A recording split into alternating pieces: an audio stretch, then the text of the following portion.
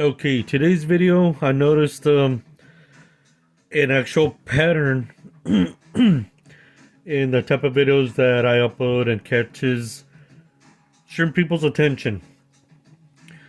And in doing so, I don't mean to just stick to that pattern. It's just that I'm finding that that's the one thing that y'all want to hear, I guess, and I'm okay with that.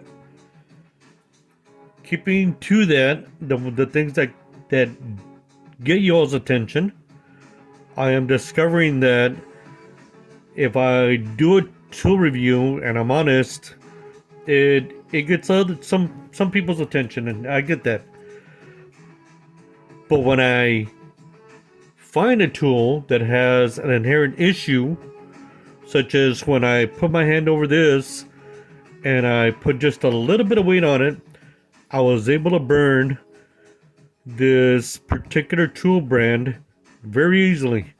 Now, it wasn't my intention in covering the vents and to keep it from dissipating heat, but I was extremely surprised and shocked as to how easy it was to destroy this particular drill. Now, no, it's not the hyper tool's fault, but how else can I state it other than the fact that it was just that easy to break. It overheated. It emitted a burnt smell and a puff of smoke, a puff of smoke. So I had to stop using this tool.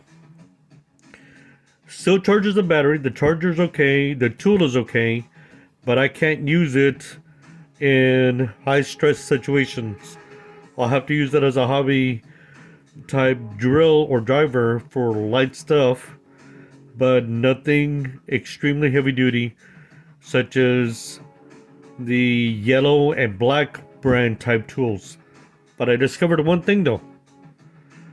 Not all tools are created equal, and those that claim to be of higher quality just isn't there.